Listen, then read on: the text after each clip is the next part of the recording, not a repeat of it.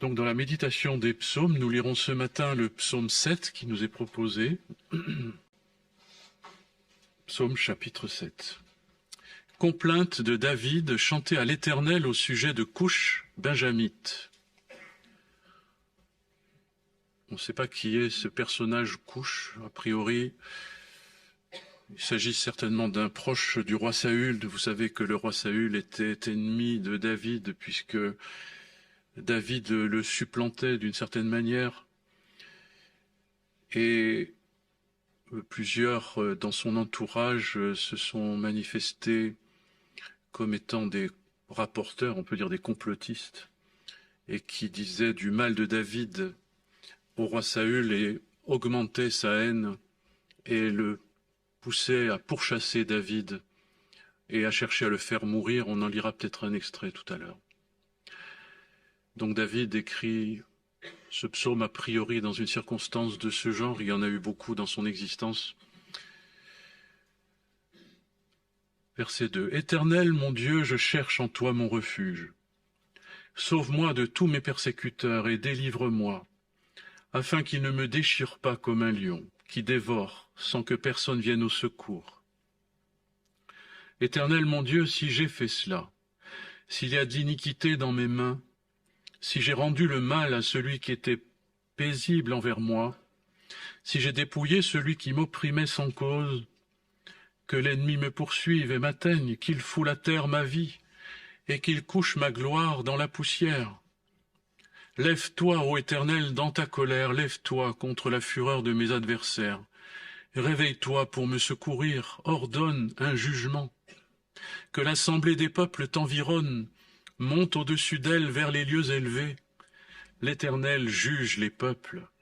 Rends-moi justice, ô Éternel, selon mon droit, selon mon innocence. Mets un terme à la malice des méchants et affermis le juste. Toi qui sondes les cœurs et les reins, Dieu juste. Mon bouclier est en Dieu qui sauve ceux dont le cœur est droit. Dieu est un juste juge. Dieu s'irrite en tout temps. Si le méchant ne se convertit pas, il aiguise son glaive, il bande son arc et il vise. Il dirige sur lui des traits meurtriers, il rend ses flèches brûlantes.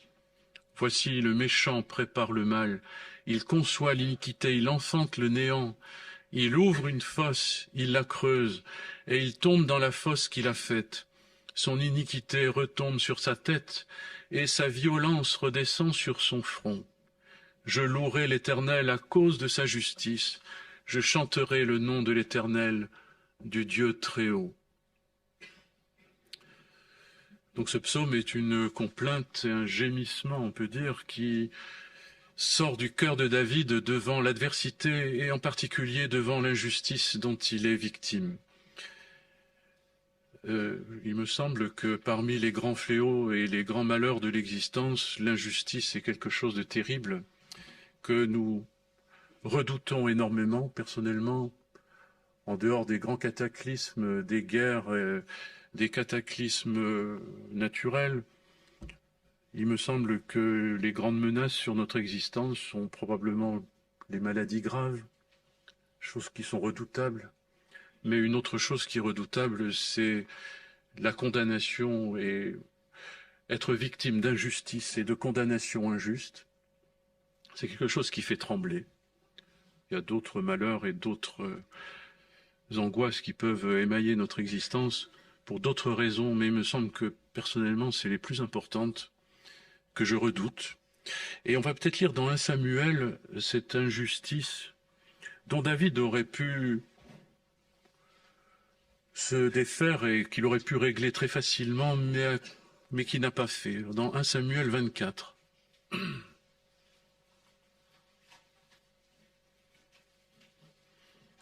On lira qu'à partir du verset 10 pour pas être trop long.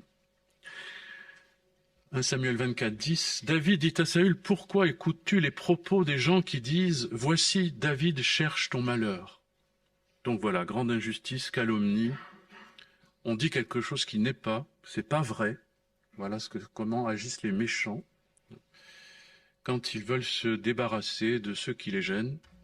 Ils disent des mensonges et du mal qui n'est pas. Tu vois maintenant de tes propres yeux que l'Éternel t'avait livré aujourd'hui entre mes mains dans la caverne. On m'excitait à te tuer. Saül s'était réfugié et endormi dans la caverne où David était déjà avant lui et était au fond de la caverne. Et on l'avait excité à tuer Saül, tout simplement. Mais je t'ai épargné, je t'ai dit, je ne porterai pas la main sur mon Seigneur, car il est loin de l'Éternel. Vois, mon père, vois donc le pan de ton manteau dans ma main, puisque j'ai coupé le pan de ton manteau et que je ne t'ai pas tué. Sache et reconnais qu'il n'y a dans ma conduite ni méchanceté, ni révolte, et que je n'ai point péché contre toi. Et toi tu me dresses des embûches pour m'ôter la vie. L'Éternel sera juge entre moi et toi, et l'Éternel me vengera de toi, mais je ne porterai point la main sur toi. Des méchants vient la méchanceté, dit l'ancien proverbe. Aussi je ne porterai point la main sur toi. Contre qui le roi d'Israël s'est-il mis en marche? Qui poursuis-tu? Un chien mort, une puce. On voit le jugement que David avait sur lui-même. Il donnait pas très cher de sa peau, de sa personne. Qui poursuis-tu? Un chien mort, une puce. On verra que ça peut aider à ne pas tomber dans un jugement sévère et violent sur les autres, de se considérer comme ça. L'Éternel jugera et prononcera entre moi et toi, il regardera, il défendra ma cause, il me rendra justice et me délivrera de ta main. Donc, victime d'injustice, David, on le voit ici, ne va pas se défendre, mais il dit « Je cherche, ô Dieu, en toi mon refuge ». Et on le voit aussi dans un autre psaume qui est un peu plus long, mais dont j'aimerais lire une partie au moins. Je ne sais pas très bien où m'arrêter. Psaume 109.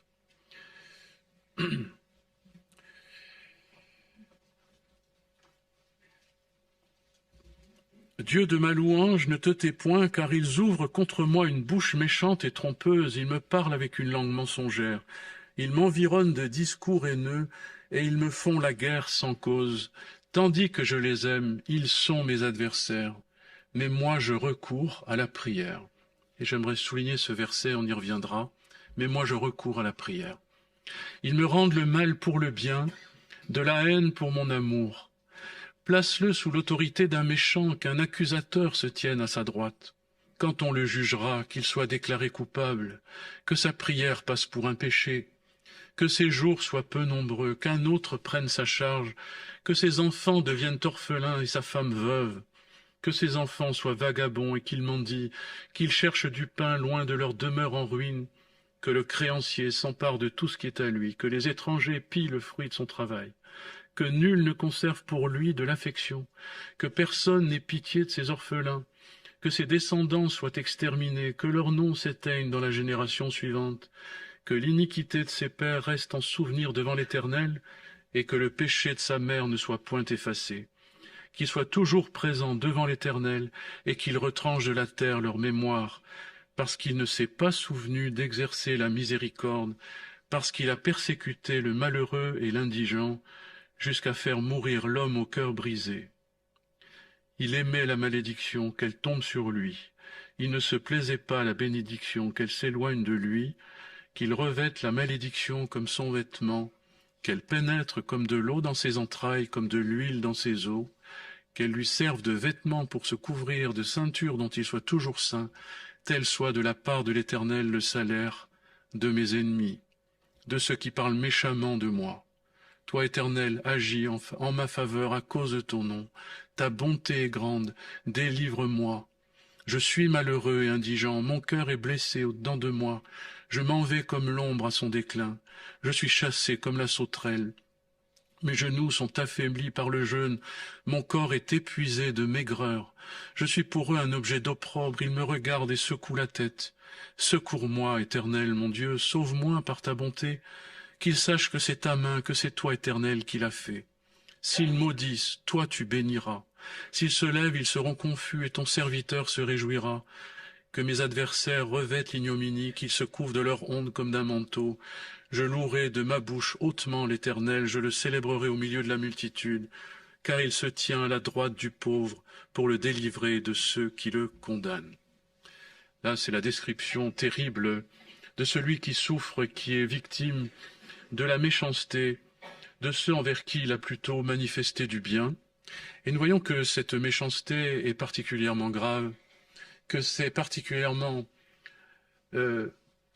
grave et offensant pour la victime, mais aussi aux yeux de Dieu, de toucher, de faire du mal, de blesser, de briser l'homme persécuté, de faire mourir l'homme au cœur brisé, etc. D'être méchant vis-à-vis de quelqu'un qui nous a rien fait. C'est quelque chose d'extrêmement grave et qui attire un jugement. Pourquoi? Parce qu'il y a un jugement. Et ce texte du psaume le souligne. Lève-toi, ô Éternel, dans ta colère, dans ta fureur, réveille-toi, ordonne un jugement, et que l'assemblée des peuples t'environne, monte au-dessus d'elle vers les lieux élevés. L'Éternel juge les peuples. Il y a, de manière absolue et certaine, un jugement sur toutes nos œuvres, sur les œuvres des hommes. On le voit aussi dans l'Ecclésiaste. La fin de l'Ecclésiaste, je vous lis, verset 15 du dernier chapitre. Écoutons la fin du discours. Crains Dieu, observe ses commandements. C'est là ce que doit faire tout homme, car Dieu amènera toute œuvre en jugement au sujet de tout ce qui est caché, soit bien, soit mal. Il y a un jugement pour toutes les œuvres des hommes. On le voit aussi dans le Nouveau Testament, je crois dans l'Épître aux Hébreux, au chapitre 9.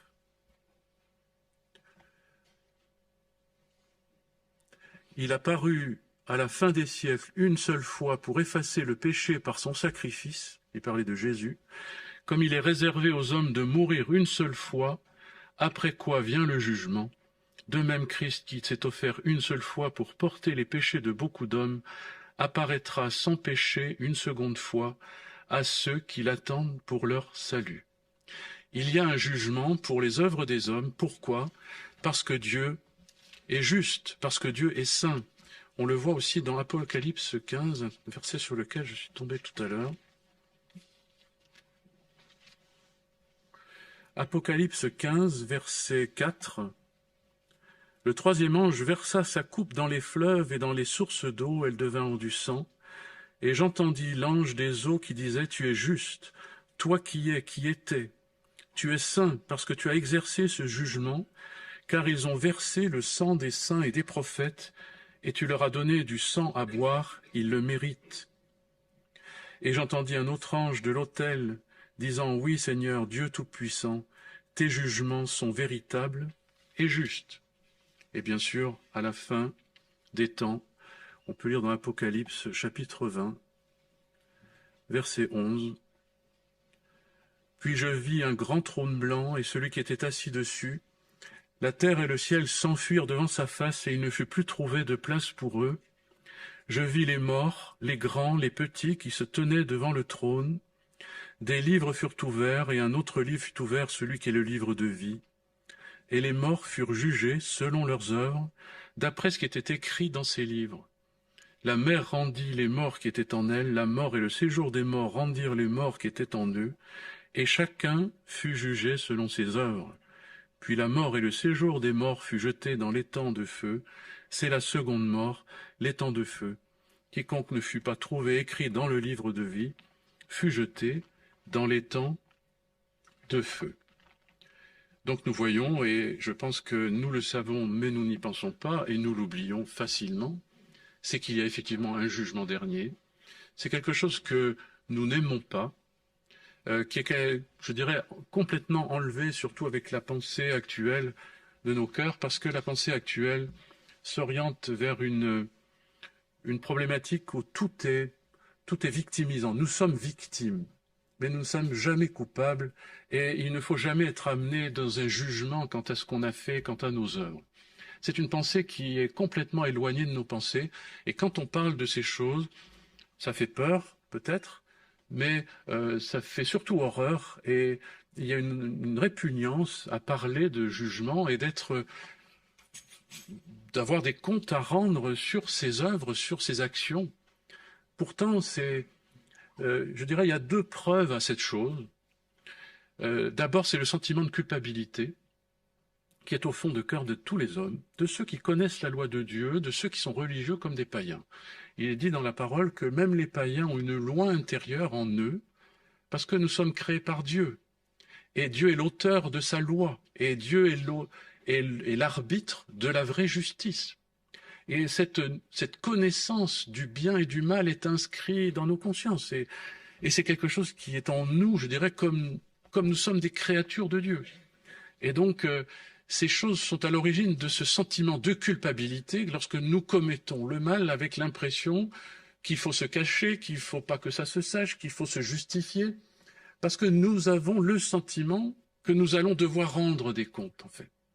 Même si personne ne nous l'a dit, même si personne ne nous l'a appris, même si nous n'avons pas d'éducation chrétienne, ce sont des choses qui sont au fond de l'être, au fond du cœur, et ils sont cette preuve que l'homme sait qu'il a des comptes à rendre.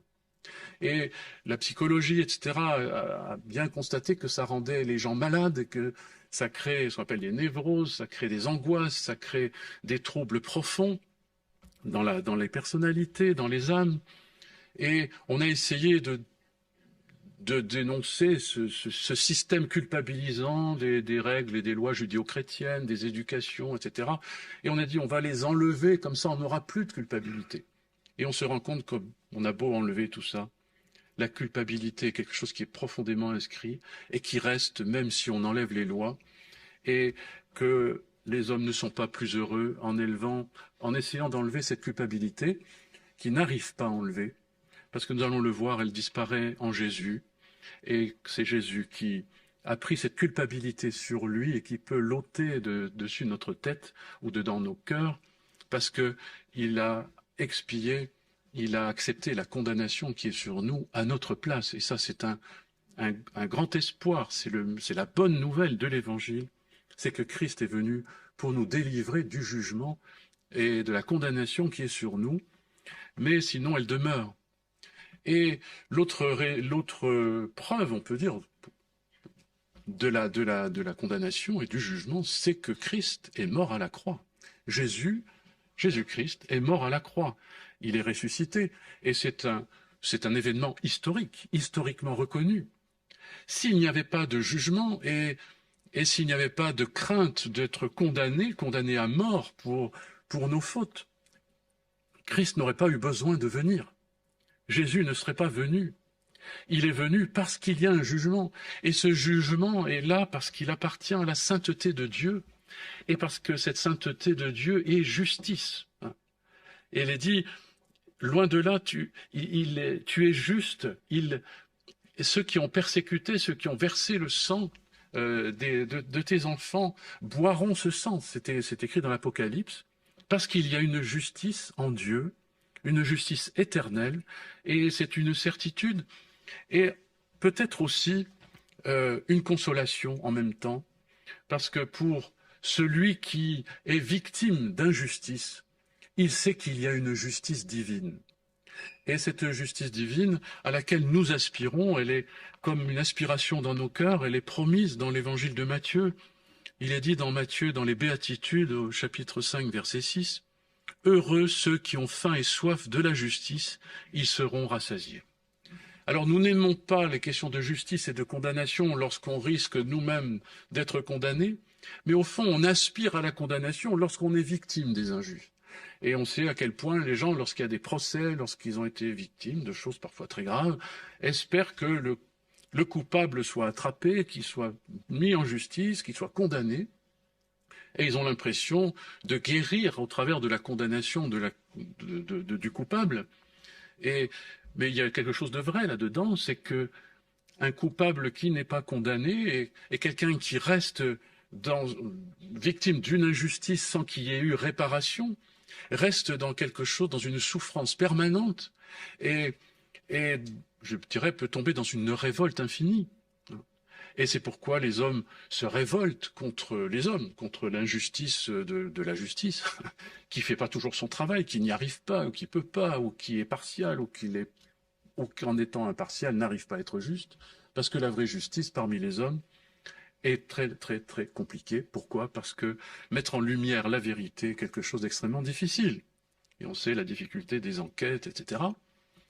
Et savoir si le coupable est véritablement coupable et si la victime est véritablement victime, puisque les choses sont toujours compliquées. C'est pour ça qu'il y a des avocats, c'est pour ça qu'il y a, voilà, il y a des procureurs, il y a tout un système.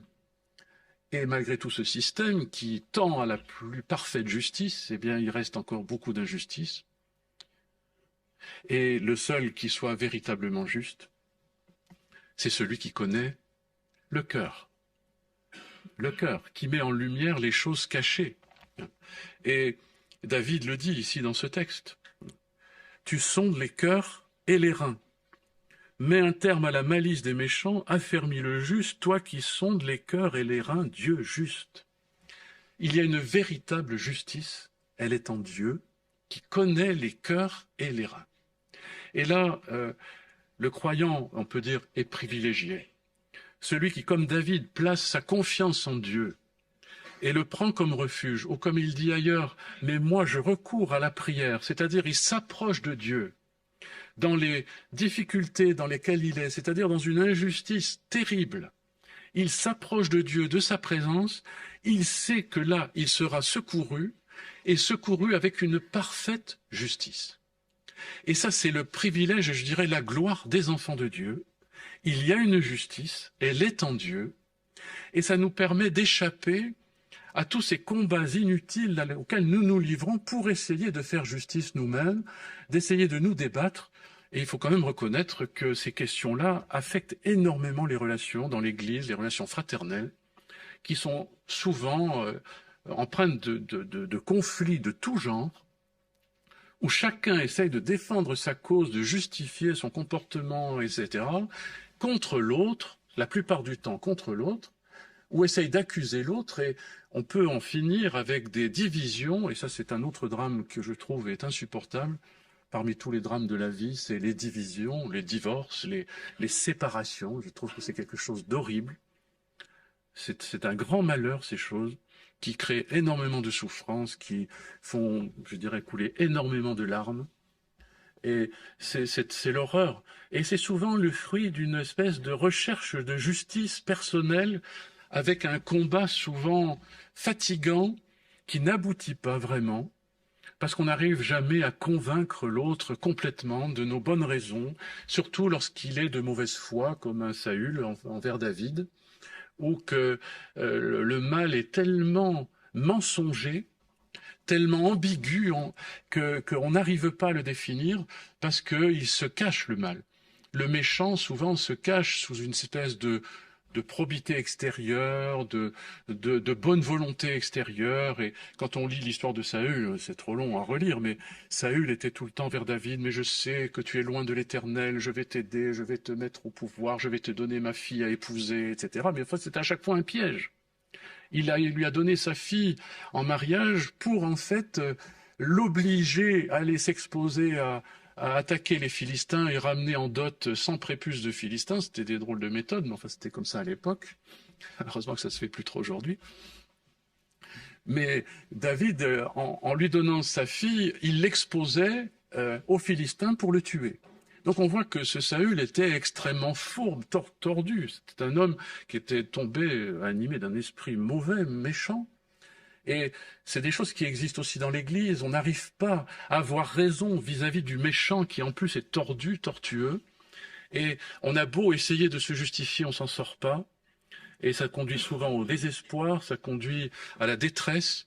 Mais ici, le psaume, je pense, il y a une chose à retenir, nous appelle à recourir à l'Éternel, à prendre Dieu comme refuge et à nous tourner vers le Seigneur dans la prière.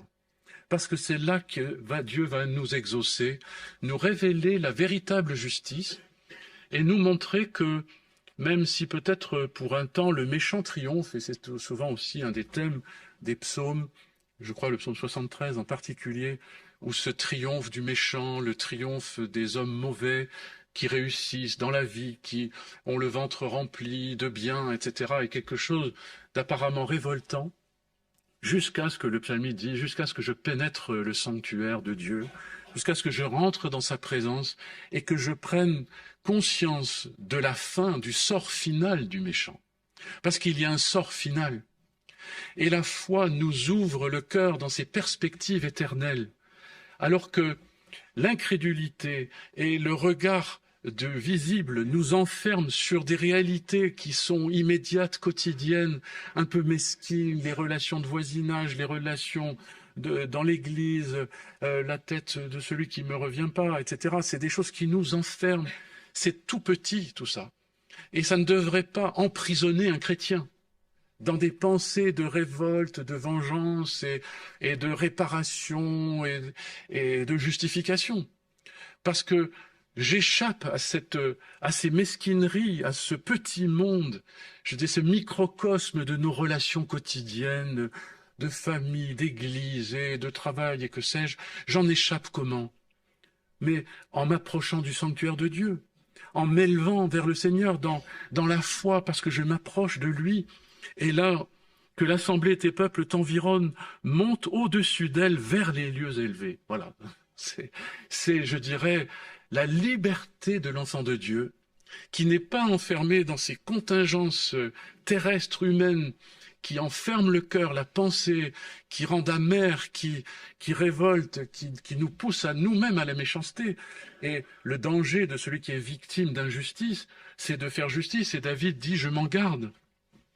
Tu vois, j'aurais pu faire justice, mais je me suis tourné vers Dieu parce que des méchants vient la méchanceté, dit l'ancien proverbe, ainsi je ne porterai pas la main sur toi. C'est-à-dire, je ne vais pas agir à ton égard avec les mêmes armes avec lesquelles tu agis envers moi. Je ne vais pas te faire du mal comme tu m'as fait du mal. Et ça, c'est comment?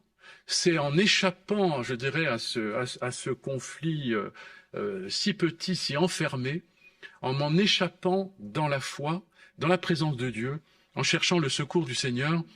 Et c'est à cela que le Seigneur est venu nous appeler aussi, quand l'apôtre Paul le dit dans l'Épître aux Romains, quand il parle de l'amour, et qu'il dit « Ne rendez pas », chapitre 12, verset 17, « Ne rendez à personne le mal pour le mal, recherchez ce qui est bien devant tous les hommes. S'il est possible, autant que cela dépend de vous, soyez en paix avec tous les hommes. Ne vous vengez pas vous-même, bien-aimés, mais laissez agir la colère, car il est écrit « À moi la vengeance, à moi la rétribution, dit le Seigneur ». Celui qui n'accepte pas ça, qui se venge lui-même, et c'est fréquent, de toutes sortes de manières, il m'a fait du mal, je ne lui parle plus. C'est de la vengeance. Il faut savoir que c'est de la vengeance. Il m'a fait du mal, je vais lui faire la même chose.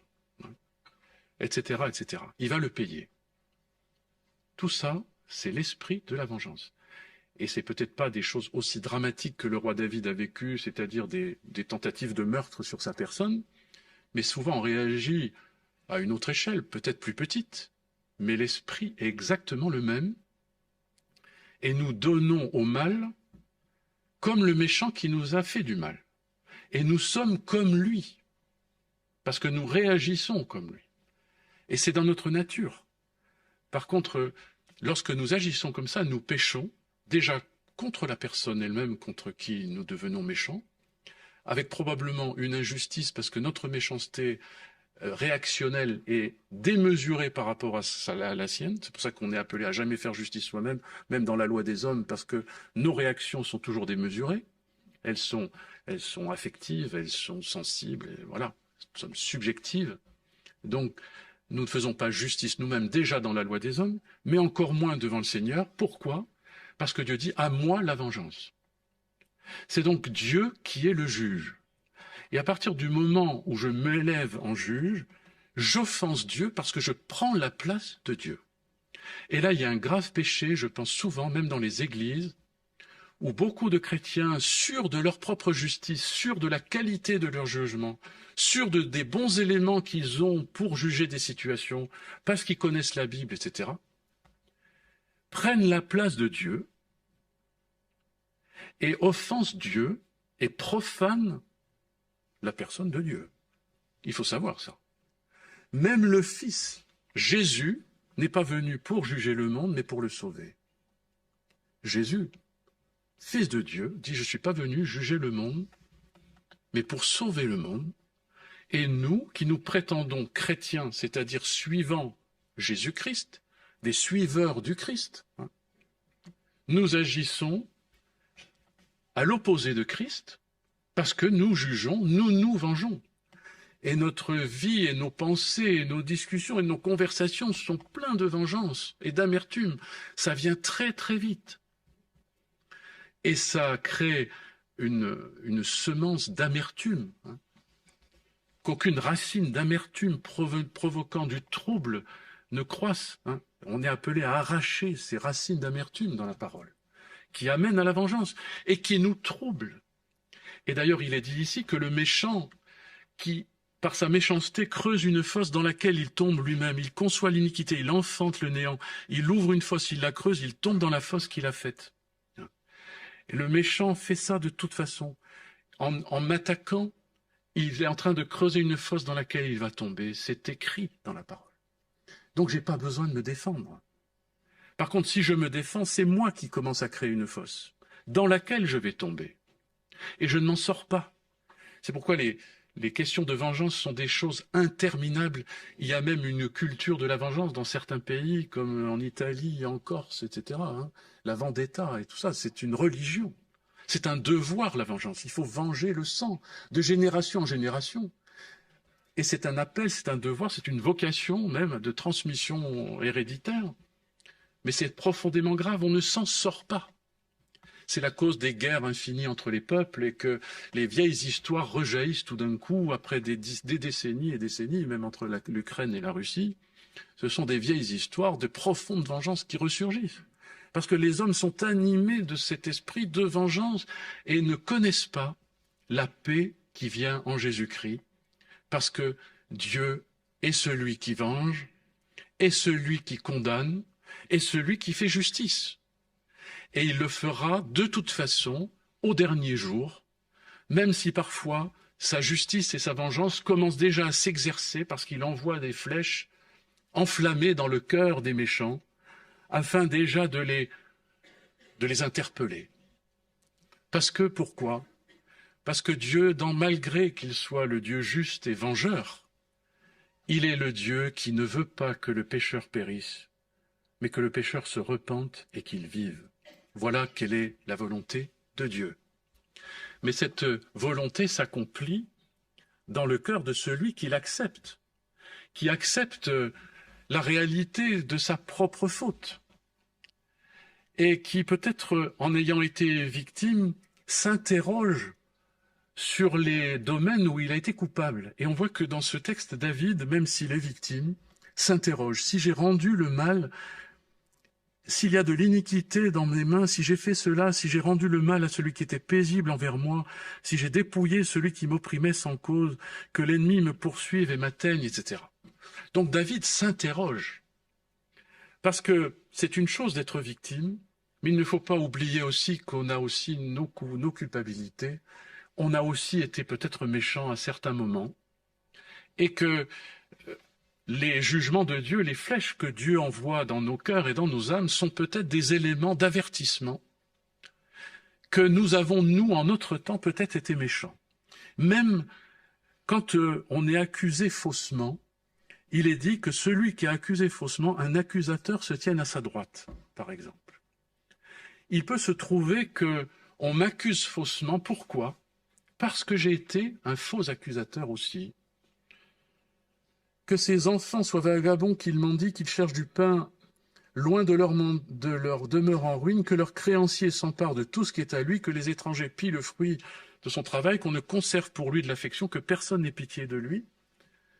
Cette quête souvent d'affection, ce besoin d'être aimé, ce besoin, cet appétit de prospérité alors que tout fait faillite entre nos mains, que tout se détruit, que tout s'effondre, peut-être est-il le résultat d'une méchanceté antérieure, même, on pourrait dire, antérieure jusqu'aux générations précédentes, que ses descendants soient exterminés, que leur nom s'éteigne, que l'iniquité de ses pères reste en souvenir devant l'Éternel. C'est un texte qui fait réfléchir, qui peut attribuer même à des épreuves terribles de nos vies, qui nous semblent injustes à nos yeux, mais dont l'origine remonte à plus loin, parce que il y a eu iniquité dans nos vies, mais aussi dans nos ascendants. m'est arrivé un jour d'avoir un problème et de... Quelqu'un m'a dit ça, mais il faut savoir que dans ta famille, on a commis des péchés de ce genre, c'était des péchés d'occultisme, de sorcellerie, de guérison par des actes magiques, etc., qu'on effectuait parce que ça se faisait dans le village, etc. Mais je dis, mais moi, je ne suis pas coupable. C'est pas moi qui ai fait ça. Pourquoi ai-je des angoisses de mort pareilles? C'était des angoisses de mort terribles. Et ça m'a révolté.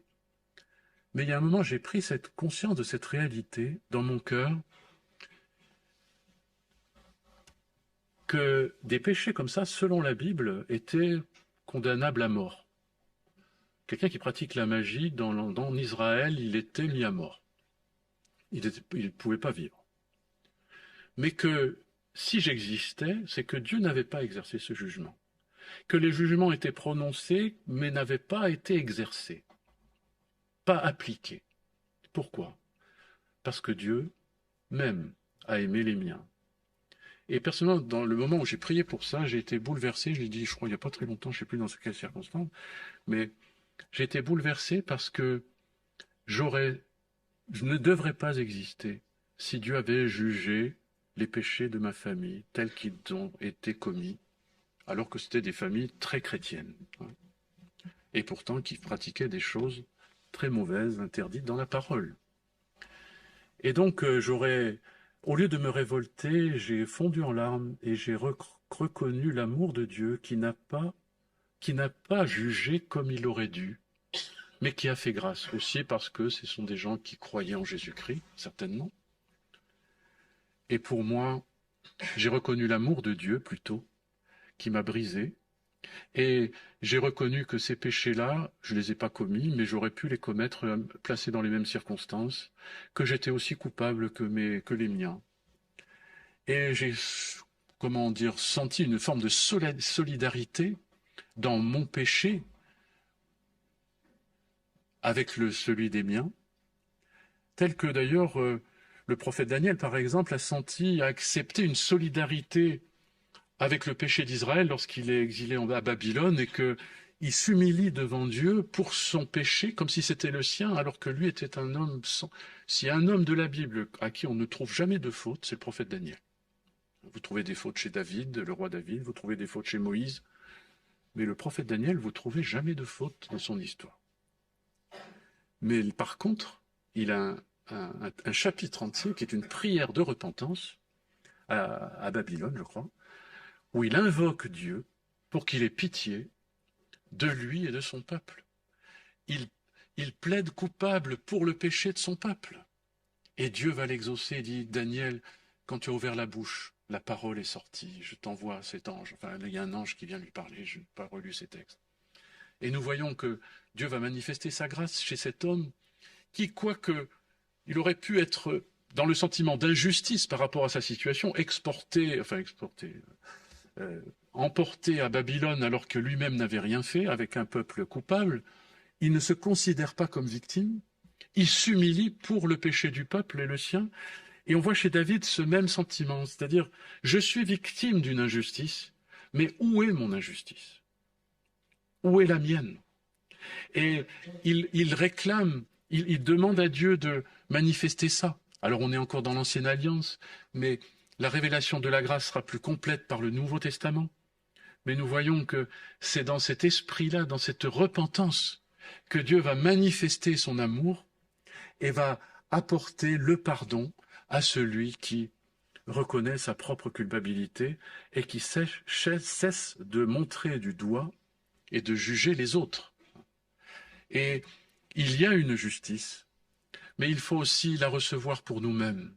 Cette justice qui est en Christ, qui a pris sur lui notre faute, qui s'est laissé juger à notre place, elle est possible si nous venons à lui. Je ne voudrais pas être trop long, mais je vais lire Jean 3,16.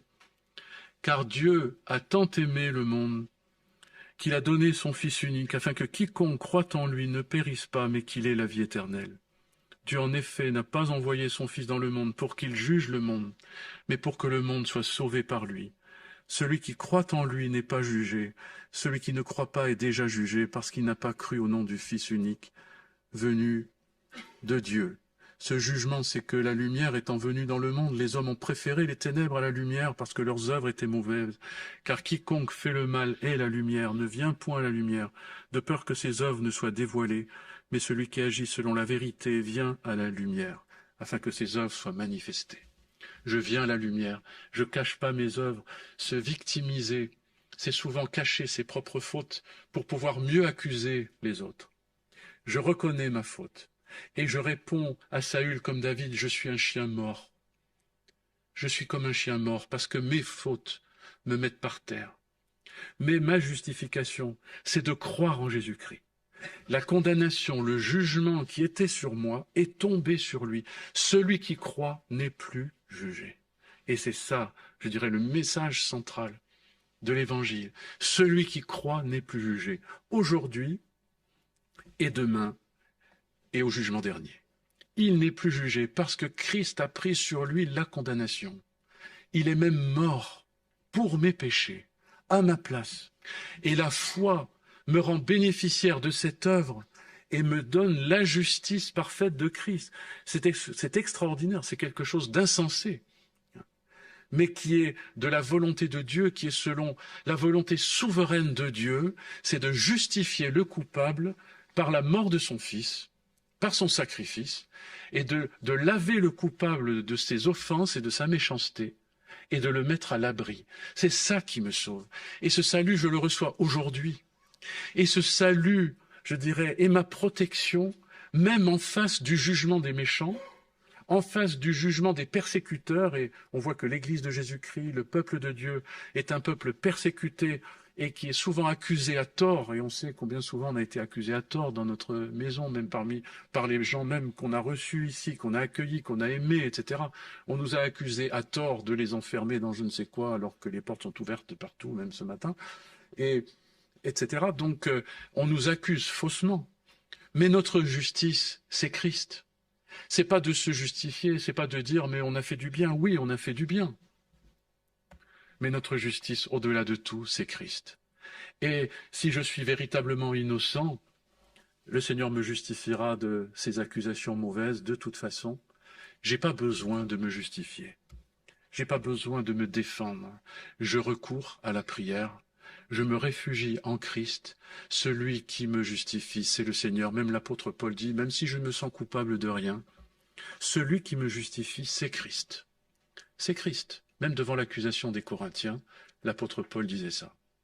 Je me sens coupable de rien, mais c'est Christ qui me justifie. J'ai pas besoin de me défendre, j'ai pas besoin de partir en guerre et de risquer de pécher à mon tour. Je me réfugie en Christ, je laisse le Seigneur agir. Si je peux, je suis en paix avec le méchant qui me veut du mal. S'il est possible, je fais du bien à celui qui me fait du mal, plutôt que de me venger. Il est dit même, ce sont des charbons ardents que tu amasses sur sa tête. Et peut-être que l'amour que je vais opposer à sa méchanceté va-t-il le convaincre de son péché. J'ai des amis comme ça qui avaient une grande difficulté de vie de couple, qui s'envoyaient les assiettes à la figure, et les morceaux repartaient dans l'autre sens. Et un jour, un des deux, parce que convaincu par le Seigneur, a cessé d'envoyer les morceaux, et celui qui envoyait les assiettes s'est senti ridicule. Et le Seigneur a convaincu celui qui envoyait les assiettes, à la figure de l'autre, que c'était lui le méchant. Parce que l'amour que nous pouvons renvoyer aux méchants, le pardon, la grâce que nous avons reçue par Christ nous-mêmes, les chiens morts que nous sommes, qui ont été aimés par le Seigneur, peuvent aimer à leur tour, je dirais, les autres chiens morts, sans les regarder de haut, sans les juger de haut, sans souhaiter leur malheur, parce que c'est comme ça que Christ a agi vis-à-vis de ses bourreaux. Il a dit, Père, pardonne-leur, ils ne savent pas ce qu'ils font. Dieu est juste, Dieu est le juge. Mais en Christ, nous ne sommes pas appelés à juger, mais à aimer, à pardonner, à supporter et à espérer la repentance de celui qui est méchant à notre égard. Et peut-être de souhaiter la réconciliation, de pouvoir, dans le travers du pardon, je dirais, tomber dans les bras l'un de l'autre, en se pardonnant véritablement et en repartant sur une nouvelle base qui est l'amour de Christ, en s'aimant profondément et en devenant peut-être les meilleurs amis. Ça, c'est le miracle de l'Évangile. Ça peut paraître utopique, mais ça existe. C'est d'ailleurs la raison pour laquelle nous sommes ensemble, parce que nous avons beaucoup de choses à nous reprocher, et nous avons accepté de nous pardonner mutuellement tant de choses, puisque nous-mêmes nous avons été pardonnés en Christ. Aimons-nous ainsi sans cesse les uns les autres, en nous pardonnant sans cesse, et ainsi l'œuvre de Christ se fera au milieu de nous comme une œuvre d'édification, de communion et d'édification. Je suis frappé en faisant l'étude des Corinthiens à Pélissou de cet objectif qu'a Paul de réunir les chrétiens dans la communion et dans l'édification et de chercher tous les matériaux et les moyens qui travaillent dans ce sens. Communion, édification. C'est au travers du pardon de Christ et de l'amour de Christ. C'est l'œuvre de la croix lorsqu'elle s'accomplit véritablement en nous et qu'on ne l'arrête pas par notre orgueil, notre propre justice et notre méchanceté si souvent encore présente. Que le Seigneur nous fasse grâce. Nous prions pour terminer.